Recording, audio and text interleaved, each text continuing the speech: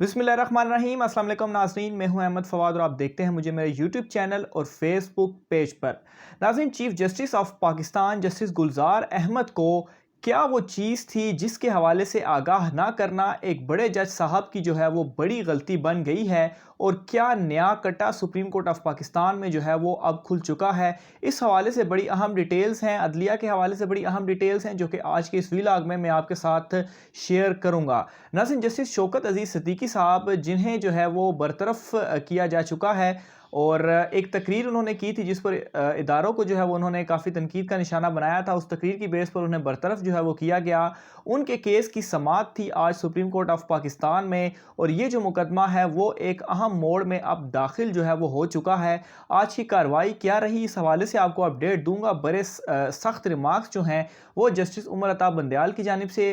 दिए गए और अहम सवालात जो हैं वो उठाए गए, जबकि जस्टिस शौकत अजीज़ सिद्दीकी साहब के जो वकील हैं उनकी जानिब से भी आज जो है वो अपने दलाइल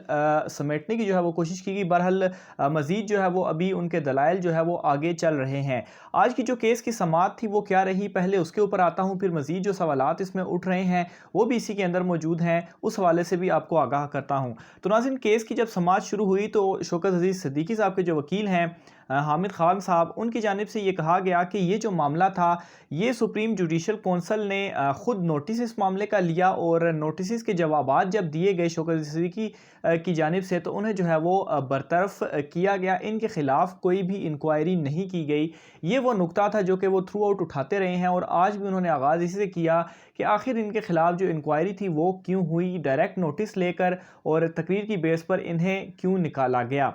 जिस पर जस्टिस उमर अता बंदयाल की जानिब से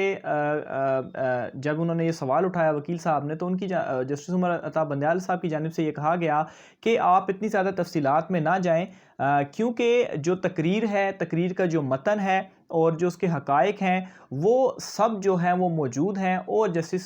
शौकत अजीज़ सिद्दीकी साहब की जो तकरीर है वो एक एडमिटेड फैक्ट है, यानी कि सबको उन्होंने ख़ुद अपनी तकरीर को माना है कि उन्होंने तकरीर की है और उन्होंने अपनी उस तकरीर में बुग़्ज़ निकाला है। ये नाज़रीन बड़े अहम रिमार्क्स हैं, ये याद रखिएगा। उन्होंने कहा कि जस्टिस शौकत अजीज़ सिद्दीकी ने अपनी तकरीर में जो है वो बुग़्ज़ निकाल दिया, और उन्होंने उन लोगों के बारे में शिकायत के लिए पब्लिक फ़ोरम जो है वो चुना। ऑब्वियसली उन्होंने अपनी तकरीर में इदारों को निशाना बनाया, और जिस पर जस्टिस उमर अता बंदयाल की जानिब से ये एक क्वेश्चन था कि किस तरह से वो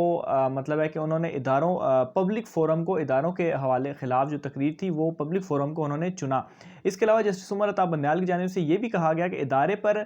हमले की सूरत में शिकायत के लिए अंदरूनी तरीक़ाकार मौजूद है। ये नई रविश शुरू हो चुकी है कि सब कुछ पब्लिक कर दें, और हमें मुल्क के इदारों का दिफ़ा करना है, और इदारों का हम तहफ़्फ़ुज़ नहीं करेंगे तो कौन करेंगे। जिस पर इसके अलावा बेंच का ही हिस्सा जस्टिस इजाज़ुल एहसन साहब जो हैं उन्होंने भी वकील हामिद खान से ये सवाल किया कि क्या तकरीर जो है वो जज के कोड ऑफ कंडक्ट की ख़िलाफ़ वर्जी थी या नहीं, हमें आप सिर्फ ये समझा दें कि कौंसल को मज़ीद इंक्वायरी की ज़रूरत जो है वो क्या थी। ये क्वेश्चन जस्टिस इजाज़ुल एहसन की जानिब से भी उठाया गया कि आखिर इंक्वायरी जो जुडिशल कौंसल जिन्होंने बरतरफ किया है, अगर एडमिटेड फैक्ट मौजूद है तो उन्हें मज़ीद इंक्वायरी की ज़रूरत क्या है, आप इसके ऊपर थोड़ी सी हमें जो डिटेल्स हैं वो बताएं। जिस पर जो वकील हामिद खान साहब थे वो यही कहते रहे कि इंक्वायरी जो है वो होनी चाहिए ताकि सच जो है वो सबके सामने आ जाए। जिस पर जस्टिस इजाज़ुल हसन साहब की जानिब से दोबारा ये इस्तफसार किया गया कि क्या ये बेहतर नहीं था कि इदारे पर हमले की सूरत में पहले आप अपने जो तहफ़्फ़ुज़ात थे उससे आगाह करते, या आप चीफ जस्टिस साहब को इस हवाले से डिटेल्स बताते कि ये चीज़ मेरे साथ हो रही है। जिस पर हामिद खान साहब की जानिब से ये कहा गया कि 4 मरतबा अपॉइंटमेंट लेने की कोशिश की गई चीफ जस्टिस ऑफ पाकिस्तान से, लेकिन वो अपॉइंटमेंट जो थी वो हमें नहीं मिली। जिस पर जो जस्टिस सजाद अली शाह हैं जो कि बेंच का ही हिस्सा है, इस लार्जर बेंच का हिस्सा हैं, उन्होंने ये सवाल पूछा कि अगर हम आपकी ये बात मान भी लेते हैं कि शौकत अजीज़ सिद्दीकी जो भी कह रहे हैं वो सच कहा है, लेकिन फिर भी ये एक अदलिया का अंदरूनी मामला था, तो क्या उन्हें जो है वो इसे अंदरूनी तौर पर हल नहीं करना चाहिए था। जिस पर अगेन जो हामिद खान साहब वकील हैं वो कहते हैं कि नहीं शौकत अजीज़ सिद्दीकी साहब जो हैं वो अगर नाम लेते तो भी जुर्म था, और अगर नाम वो ना लेते तो भी जुर्म था। यानी कि वो जो क्वेश्चंस पूछे जा रहे हैं अदालत की जानिब से, उस हवाले से सेटिस्फाई अदालत को वो अभी तक नहीं कर पा रहे। जस्टिस सजाद अली शाह की जानिब से मज़ीद ये कहा गया कि शौकत अजीज़ सिद्दीकी को ऐसे मामले पर ख़ुद तौहीन अदालत का नोटिस करना चाहिए था। यानी कि अगर उनके हवाले से इस तरह से राब्ते और ये चीज़ें हो रही थी, उन पर दबाव डाला जा रहा था मुकदमे के फ़ैसला बदलने के हवाले से, तो वो इसका तौहीन अदालत का नोटिस लेते। जिस पर वकील हामिद खान ने ये कहा कि चीफ़ जस्टिस ऑफ पाकिस्तान के इल्म में भी जब ये सारा मामला लाया गया तो उन्होंने भी इस मामले पर कोई तौहीन अदालत का नोटिस नहीं लिया। तो आप जैसे शौकत अजीज़ सिद्दीकी के हवाले से जो भी फ़ैसला करना चाहते हैं आप उनके हवाले से फ़ैसला कर लें, लेकिन हमारी सिर्फ इतनी हम ये चीज़ कह रहे हैं कि आखिर जो इंक्वायरी है वो होनी चाहिए। आखिर जो जिन लोगों के उन्होंने तकरीर में नाम लिए हैं उन लोगों से भी इस पर पूछा जाना चाहिए। जिस पर जस्टिस उमर अता बंदयाल की जानिब से दोबारा ये कहा गया कि शौकत